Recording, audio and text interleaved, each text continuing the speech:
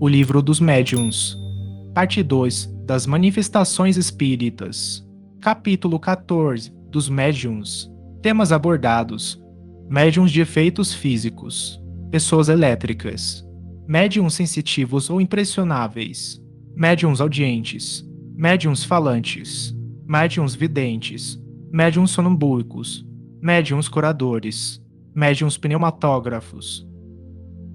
Questão 159. Todo aquele que sente, num grau qualquer, a influência dos espíritos é, por esse fato, médium. Essa faculdade é inerente ao homem, não constitui, portanto, um privilégio exclusivo. Por isso mesmo, raras são as pessoas que dela não possuam alguns rudimentos. Pode, pois, dizer-se que todos são, mais ou menos, médiums. Todavia, usualmente, assim só se qualificam aqueles em quem a faculdade mediúnica se mostra bem caracterizada e se traduz por efeitos patentes, de certa intensidade, o que então depende de uma organização mais ou menos sensitiva. É de notar-se, além disso, que essa faculdade não se revela da mesma maneira em todos. Geralmente, os médiuns têm uma aptidão especial para os fenômenos desta ou daquela ordem, donde resulta que formam tantas variedades quantas são as espécies de manifestações. As principais são a dos médiuns de efeitos físicos, a dos médiuns sensitivos ou impressionáveis, a dos audientes, a dos videntes, a dos sonambúlicos, a dos curadores, a dos pneumatógrafos, a dos escreventes ou psicógrafos. Médiuns de efeitos físicos. Questão 160. Os médiuns de efeitos físicos são particularmente aptos a produzir fenômenos materiais, como os movimentos dos corpos inertes, ruídos, etc. Podem dividir-se em médiuns facultativos e médiuns involuntários. Veja-se a segunda parte, capítulos 2 e 4. Os médiuns facultativos são os que têm consciência do seu poder e que produzem fenômenos espíritas por ato da própria vontade. Conquanto inerente à espécie humana, conforme já dissemos, semelhante faculdade longe está de existir em todos no mesmo grau. Porém, se poucas pessoas há em quem ela seja absolutamente nula, mais raras ainda são as capazes de produzir os grandes efeitos, tais como a suspensão de corpos pesados, a translação aérea e, sobretudo, as aparições. Os efeitos mais simples são a rotação de um objeto, pancadas produzidas mediante o levantamento desse objeto ou na sua própria substância. Embora não demos importância capital a esses fenômenos, recomendamos, contudo, que não sejam desprezados. Podem proporcionar ensejo a observações interessantes e contribuir para a convicção dos que os observem. Cumpre, entretanto, ponderar que a faculdade de produzir efeitos materiais raramente existe nos que dispõem de mais perfeitos meios de comunicação, quais a escrita e a palavra. Em geral, a faculdade diminui num sentido à proporção que se desenvolve em outro. Questão 161. Os médiuns involuntários ou naturais são aqueles cuja influência se exerce a seu mau grado. Nenhuma consciência tem do poder que possuem e, muitas vezes, o que de anormal se passa em torno deles não se lhes afigura de modo algum extraordinário. Isso faz parte deles, exatamente como se dá com as pessoas que, sem o suspeitarem, são dotadas de dupla vista. São muito dignos de observação esses indivíduos e ninguém deve descuidar-se de recolher e estudar os fatos deste gênero que cheguem ao conhecimento. Manifestam-se em todas as idades e, frequentemente, em crianças ainda muito novas. Veja-se, acima, o capítulo V das manifestações físicas espontâneas. Tal faculdade não constitui, em si mesma, indício de um estado patológico, porquanto não é incompatível com uma saúde perfeita. Se sofre aquele que a possui, esse sofrimento é devido a uma causa estranha, donde se segue que os meios terapêuticos são impotentes para fazê-la desaparecer. Em alguns casos, pode ser consequente de uma certa fraqueza orgânica, porém nunca é causa eficiente. Não seria, pois, razoável tirar dela um motivo de inquietação do ponto de vista higiênico. só poderia acarretar inconveniente se aquele que a possui abusasse dela depois de se haver tornado médium facultativo, porque então se verificaria nele uma emissão demasiado abundante de fluido vital e, por conseguinte, enfraquecimento dos órgãos. Questão 162. A razão se revolta à lembrança das torturas morais e corporais a que a ciência tem por vezes sujeitado criaturas fracas e delicadas, para se certificar da existência de fraude da parte delas. Tais experimentações, a miúde feitas maldosamente, são sempre prejudiciais às organizações sensitivas, podendo mesmo dar lugar a graves desordens na economia orgânica. Fazer semelhantes experiências é brincar com a vida. O observador de boa fé não precisa lançar mão desses meios.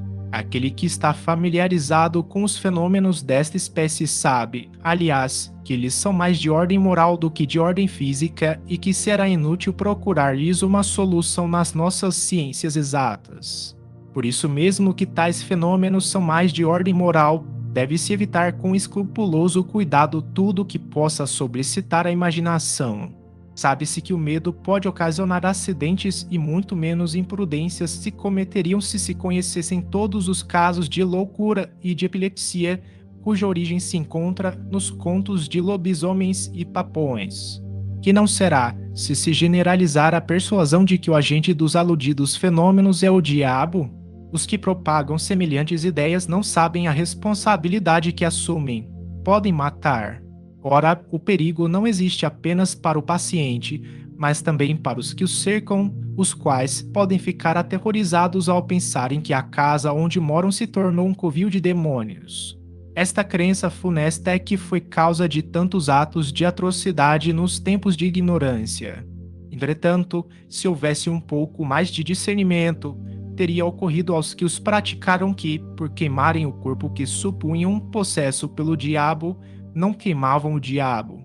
Desde que do diabo é que queriam livrar-se, o diabo é que era preciso matassem.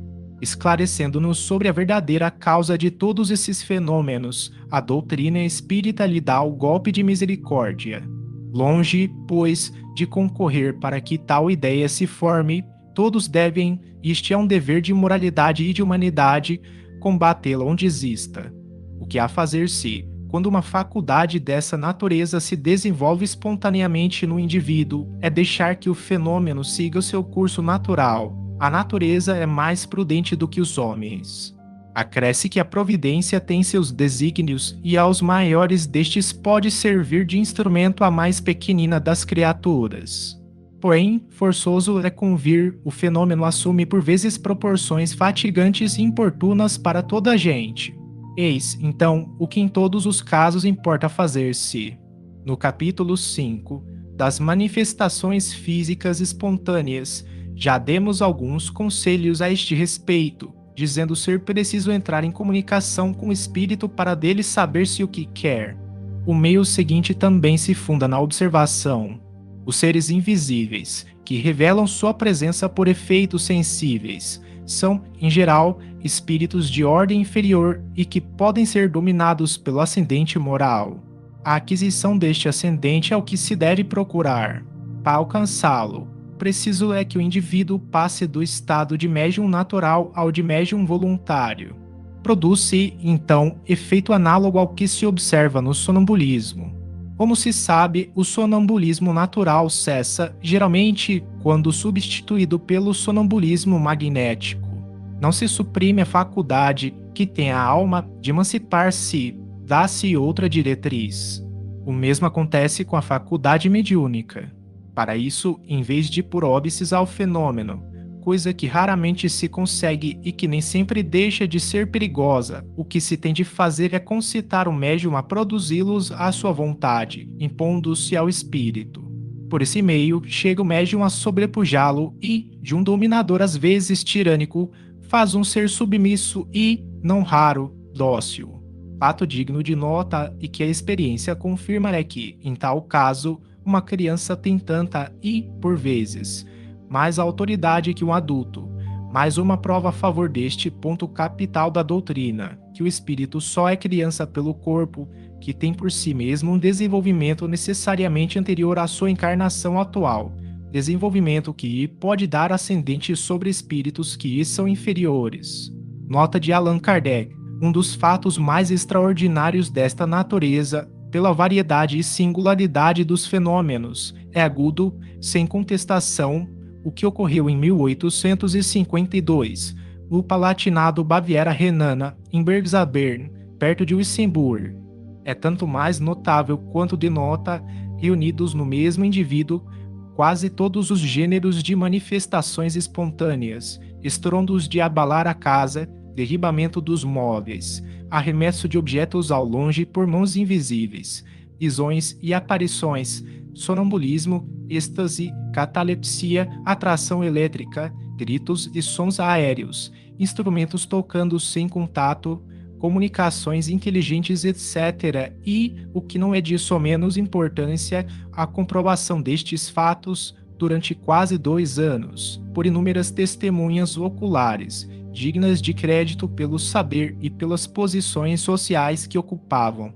A narração autêntica dos aludidos fenômenos foi publicada naquela época em muitos jornais alemães e, especialmente, numa brochura hoje esgotada e raríssima.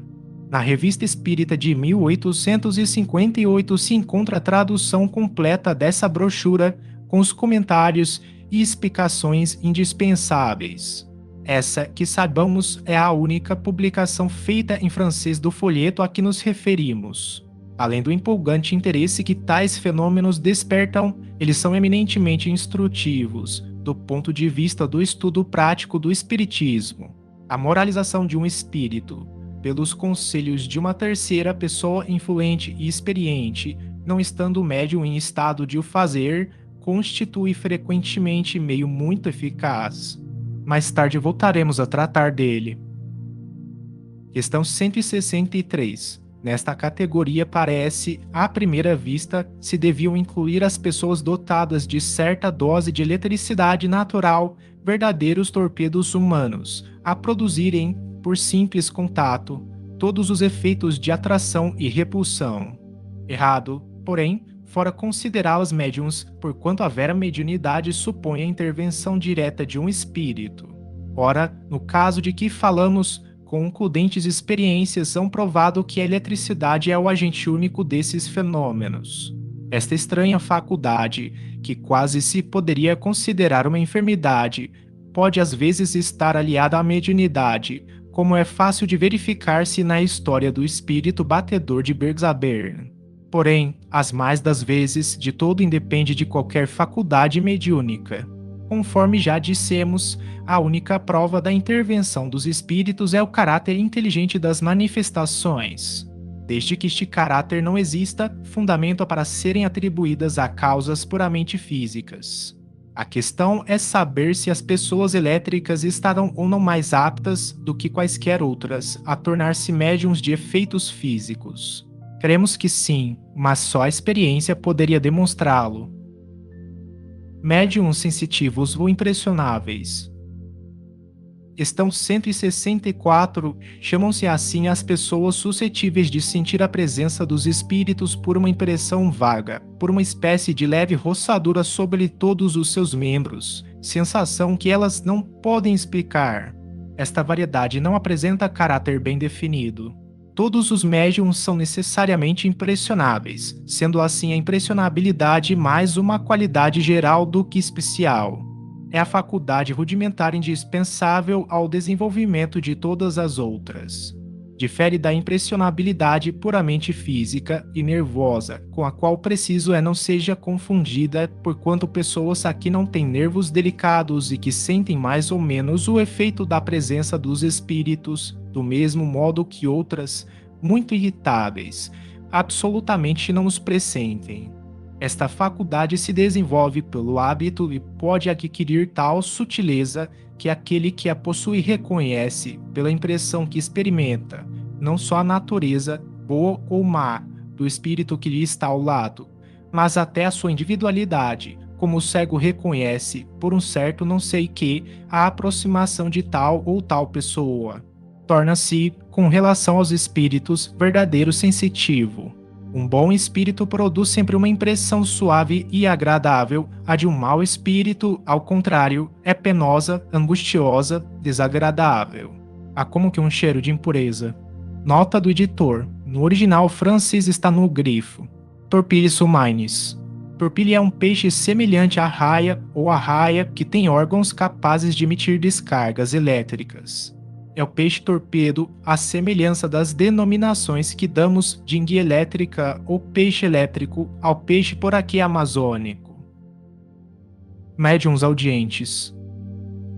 Questão 165. Estes ouvem a voz dos espíritos. É agudo, como dissemos ao falar da pneumatofonia, algumas vezes uma voz interior que se faz ouvir no foro íntimo, outras vezes é uma voz exterior, clara e distinta, qual a de uma pessoa viva. Os médiuns audientes podem, assim, travar conversação com os espíritos. Quando têm o hábito de se comunicar com determinados espíritos, eles os reconhecem imediatamente pela natureza da voz.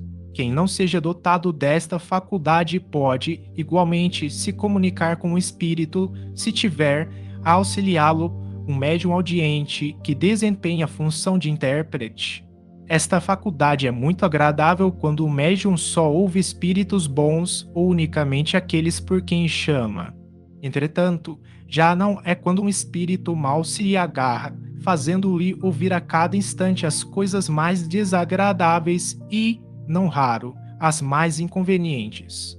Cumpre, então, procurar livrar-se desses espíritos pelos meios que indicaremos no capítulo da obsessão. Médiuns falantes. Questão 166. Os médiuns audientes, que apenas transmitem o que ouvem, não são, a bem dizer, médiuns falantes. Estes últimos, as mais das vezes, nada ouvem. Neles, o espírito atua sobre os órgãos da palavra, como atua sobre a mão dos médiuns escreventes. Querendo comunicar-se, o espírito se serve do órgão que se lhe depara mais flexível no médium. A um toma da mão, a outro da palavra, a um terceiro do ouvido. O médium falante geralmente se exprime sem ter consciência do que diz e muitas vezes diz coisas completamente estranhas às suas ideias habituais, aos seus conhecimentos e, até, fora do alcance de sua inteligência. Embora se ache perfeitamente acordado e em estado normal, raramente guarda lembrança do que diz. Em suma, nele, a palavra é um instrumento de que se serve o espírito, com o qual uma terceira pessoa pode comunicar-se, como pode com o auxílio de um médium audiente. Nem sempre, porém, é tão completa a passividade do médium falante. Alguns aqui têm a intuição do que dizem no momento mesmo em que pronunciam as palavras. Voltaremos a ocupar-nos com esta espécie de médiums quando tratarmos dos médiums intuitivos. Médiuns videntes. Questão 167. Os médiuns videntes são dotados da faculdade de ver os espíritos. Alguns gozam dessa faculdade em estado normal, quando perfeitamente acordados, e conservam lembrança precisa do que viram. Outros só a possuem em estado sonambúlico ou próximo do sonambulismo. Raro é que esta faculdade se mostre permanente, quase sempre é efeito de uma crise passageira. Na categoria dos médiuns videntes se podem incluir todas as pessoas dotadas de dupla vista. A possibilidade de ver em sonho os espíritos resulta, sem contestação, de uma espécie de mediunidade, mas não constitui, propriamente falando, o que se chama médium vidente. Explicamos esse fenômeno no capítulo V das manifestações visuais. O médium vidente julga ver com os olhos, como os que são dotados de dupla vista, mas, a realidade, é a alma quem vê e por isso é que eles tanto veem com os olhos fechados como com os olhos abertos, donde se conclui que um cego pode ver os espíritos, do mesmo modo que qualquer outro que tem perfeita vista. Sobre este último ponto caberia fazer-se interessante estudo, o de saber se a faculdade de que tratamos é mais frequente nos cegos. Espíritos que na Terra foram cegos nos disseram que, quando vivos, tinham, pela alma, a percepção de certos objetos e que não se encontravam imersos em negra escuridão. Questão 168. Cumpre distinguir as aparições acidentais e espontâneas da faculdade propriamente dita de ver os espíritos. As primeiras são frequentes, sobretudo no momento da morte das pessoas que aquele que vê amou ou conheceu e que o vem prevenir de que já não são deste mundo. Há inúmeros exemplos de fatos deste gênero, sem falar das visões durante o sono. Outras vezes, são, do mesmo modo, parentes ou amigos que, conquanto mortos há mais ou menos tempo, aparecem ou para avisar de um perigo, ou para dar um conselho, ou ainda para pedir um serviço. O serviço que o espírito pode solicitar é, em geral, a execução de uma coisa que lhe não foi possível fazer em vida, ou auxílio das preces.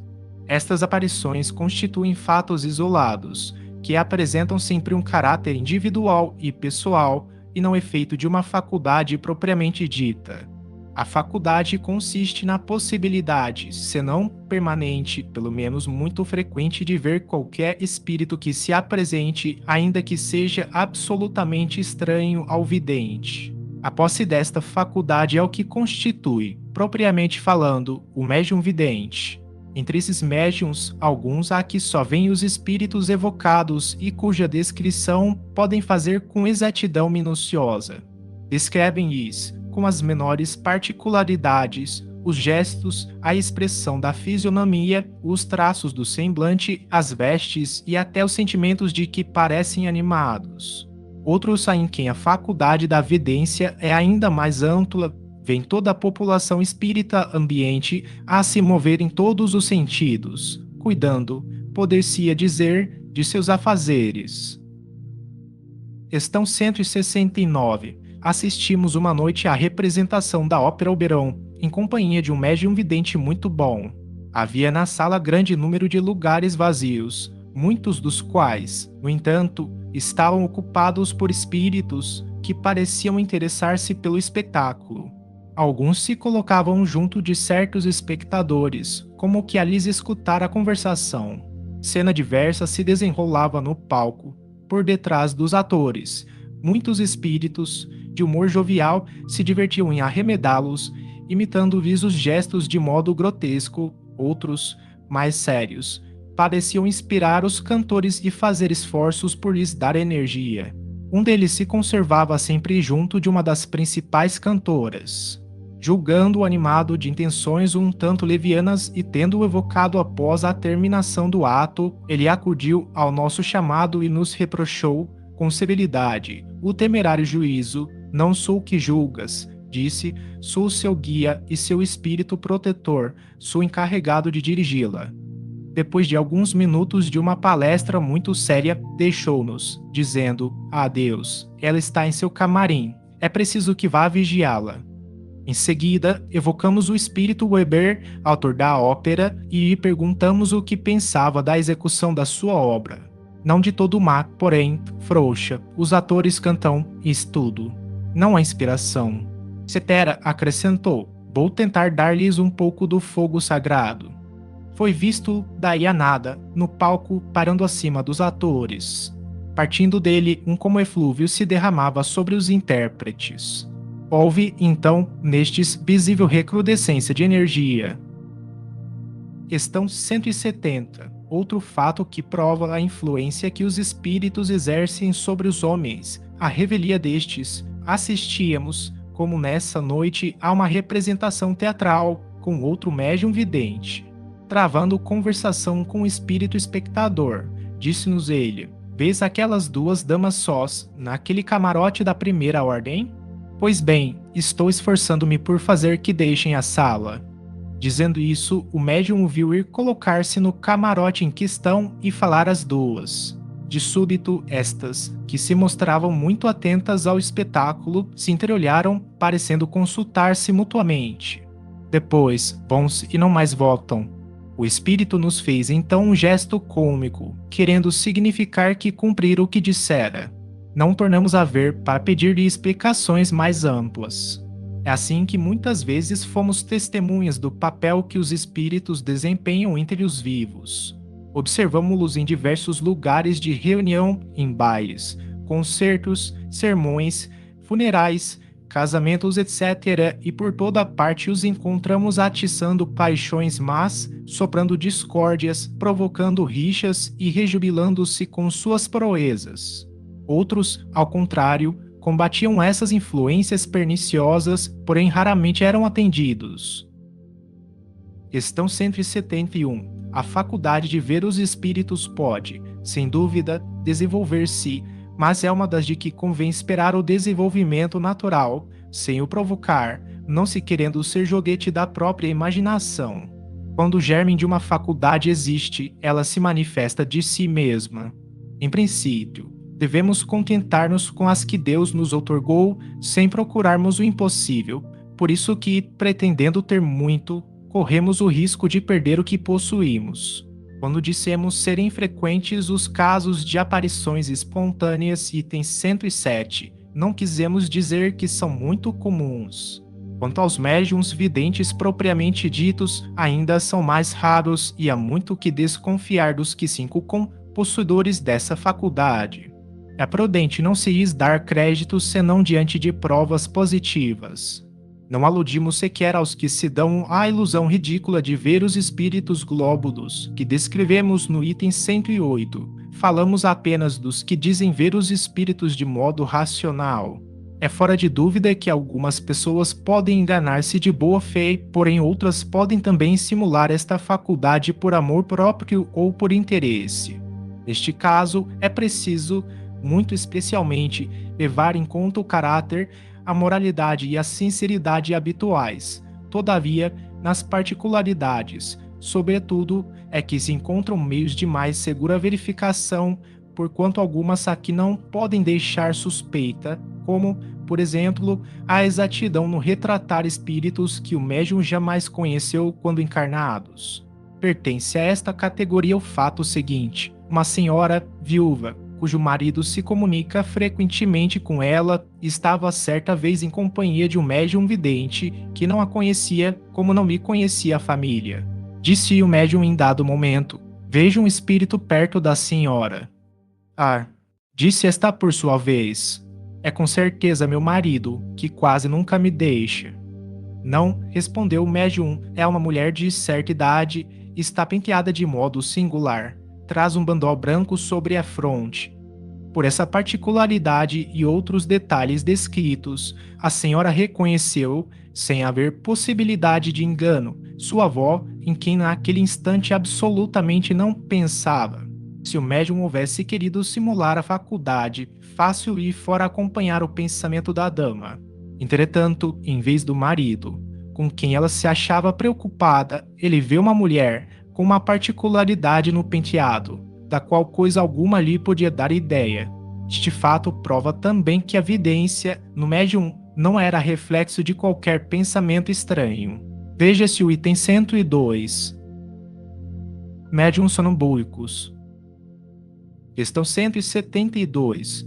Pode considerar-se o sonambulismo uma variedade da faculdade mediúnica, ou melhor, são duas ordens de fenômenos que frequentemente se acham reunidos. O sonâmbulo age sob a influência do seu próprio espírito, é sua alma que, nos momentos de emancipação, vê, ouve e percebe fora dos limites dos sentidos.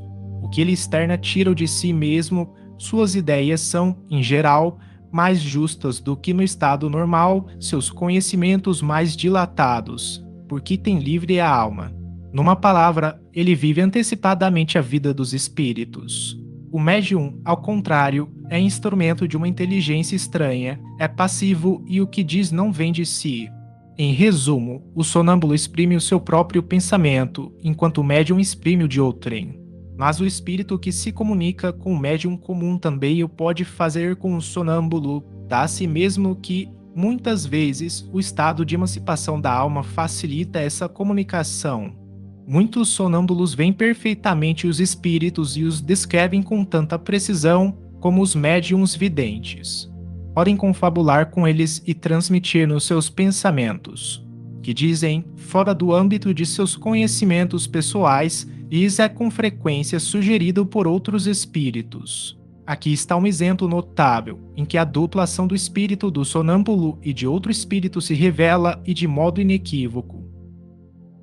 Questão 173. Um de nossos amigos tinha como sonâmbulo um rapaz de 14 a 15 anos, de inteligência muito vulgar e instrução extremamente escassa. Entretanto, o estado de sonambulismo deu provas de lucidez extraordinária e de grande perspicácia. Excelia, sobretudo, no tratamento das enfermidades e operou grande número de curas consideradas impossíveis. Certo dia, dando consulta a um doente, descreveu a enfermidade com absoluta exatidão. Não basta, disseram-lhe, agora é preciso que indiques o remédio. Não posso, respondeu, meu anjo doutor não está aqui. Quem é esse anjo doutor de quem falas? O que dita os remédios. Não és tu, então, que vês os remédios?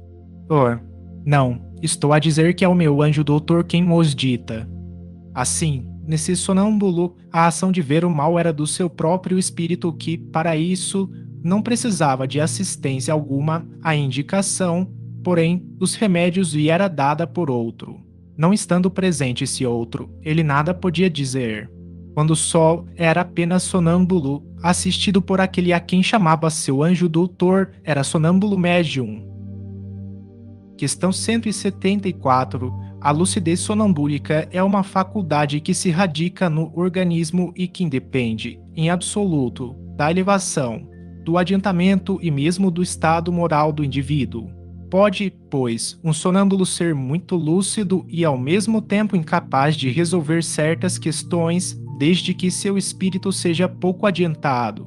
E fala por si próprio pode, portanto, dizer coisas boas ou más, exatas ou falsas, demonstrar mais ou menos delicadeza e escrúpulo nos processos de que use conforme o grau de elevação ou de inferioridade do seu próprio espírito. A assistência então de outro espírito pode suprir-lhe as deficiências. Mas um sonâmbulo, tanto como os médiuns, pode ser assistido por um espírito mentiroso, leviano ou mesmo mau. Aí, sobretudo, é que as qualidades morais exercem grande influência para atraírem os bons espíritos. Veja-se o Livro dos Espíritos, Sonambulismo, questão 425, e, aqui, adiante, o capítulo sobre a influência moral do médium. Médiuns curadores. Questão 175. Unicamente para não deixar de mencioná-la, falaremos aqui desta espécie de médiuns, porquanto o assunto exigiria desenvolvimento excessivo para os limites em que precisamos ater-nos. Sabemos, ademais, que um de nossos amigos, médico, se propõe a tratá-lo em obra especial sobre a medicina intuitiva. Diremos apenas que este gênero de mediunidade consiste, principalmente, no dom que possuem certas pessoas de curar pelo simples toque, pelo olhar, mesmo por um gesto, sem o concurso de qualquer medicação. Dir-se-á, sem dúvida, que isso mais não é do que magnetismo. Evidentemente, o fluido magnético desempenha aí importante papel, porém, quem examina cuidadosamente o fenômeno sem dificuldade reconhece que há mais alguma coisa. A magnetização ordinária é um verdadeiro tratamento seguido, regular e metódico. No caso que apreciamos, as coisas se passam de modo inteiramente diverso. Todos os magnetizadores são mais ou menos aptos a curar, desde que saibam conduzir-se convenientemente, ao passo que nos médiuns curadores a faculdade é espontânea e alguns até a possuem sem jamais terem ouvido falar de magnetismo. A intervenção de uma potência oculta, que é o que constitui a mediunidade, se faz manifesta em certas circunstâncias, sobretudo se considerarmos que a maioria das pessoas que podem, com razão, ser qualificadas de médiuns curadores recorre à prece, que é uma verdadeira evocação. Veja esse atraso, item 131. Questão 176. Eis aqui as respostas que nos deram os espíritos às perguntas que lhes dirigimos sobre este assunto. Primeira, podem considerar-se as pessoas dotadas de força magnética como formando uma variedade de médiuns. Não há que duvidar. Segunda, entretanto, o médium é um intermediário entre os espíritos e o homem. Ora, o magnetizador, aurindo em si mesmo a força de que se utiliza, não parece que seja intermediário de nenhuma potência estranha. É um erro, a força magnética reside, sem dúvida, no homem, mas é aumentada pela ação dos espíritos que lhe chamam em seu auxílio. Se magnetizas com o propósito de curar, por exemplo, e invocas um bom espírito que se interessa por ti e pelo teu doente, ele aumenta a tua força e a tua vontade, dirige o teu fluido e dá as qualidades necessárias. Terceira, há, entretanto, bons magnetizadores que não creem nos espíritos. Pensas então que os espíritos só atuam nos que creem neles. Os que magnetizam para o bem são auxiliados por bons espíritos.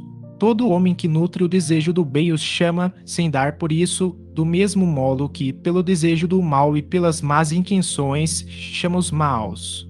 Quarta, agiria com maior eficácia aquele que, tendo a força magnética, acreditasse na intervenção dos espíritos. Faria coisas que consideraríeis milagre.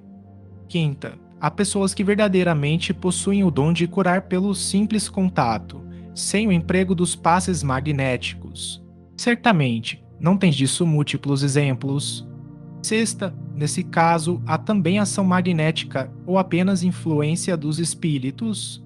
Uma e outra coisa. Essas pessoas são verdadeiros médiums, pois que atuam sob a influência dos espíritos. Isso, porém, não quer dizer que sejam quais médiums curadores, conforme o entendes. Sétima, pode transmitir-se esse poder? O poder, não, mas o conhecimento de que necessita para exercê-lo, quem o possua. Não falta quem não suspeite sequer de que tem esse poder, se não acreditar que foi transmitido. Oitava, podem obter-se curas unicamente por meio da prece? Sim, desde que Deus o permita, pode dar-se, no entanto, que o bem do doente esteja em sofrer por mais tempo e então julgais que a vossa prece não foi ouvida. Nona, haverá para isso algumas fórmulas de prece mais eficazes do que outras. Somente a superstição pode emprestar virtudes quaisquer a certas palavras e somente espíritos ignorantes ou mentirosos podem alimentar semelhantes ideias, prescrevendo fórmulas. Pode, entretanto, acontecer que, tratando-se de pessoas pouco esclarecidas e incapazes de compreender as coisas puramente espirituais, o uso de determinada fórmula contribua para lhes infundir confiança. Neste caso, porém, não é na fórmula que está a eficácia, mas na fé, que aumenta por efeito da ideia ligada ao uso da fórmula. Médiuns pneumatógrafos. Questão 177. Dá-se este nome aos médiuns que têm aptidão para obter a escrita direta, o que não é possível a todos os médiuns escreventes. Esta faculdade, até agora, se mostra muito rara.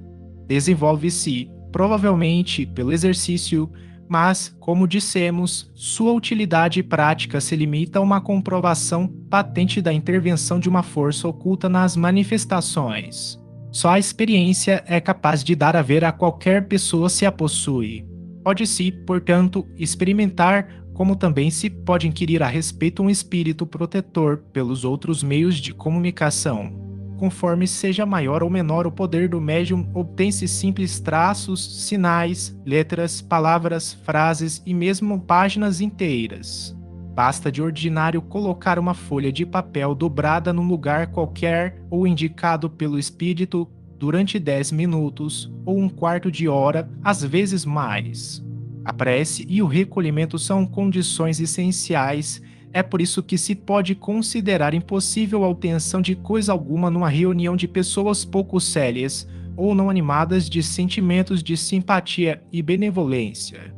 Veja-se a teoria da escrita direta, capítulo 8, do Laboratório do Mundo Invisível, item 127 e seguintes, e capítulo 12 da pneumatografia ou escrita direta, da pneumatofonia. Trataremos de modo especial dos médiuns escreventes nos capítulos que se seguem.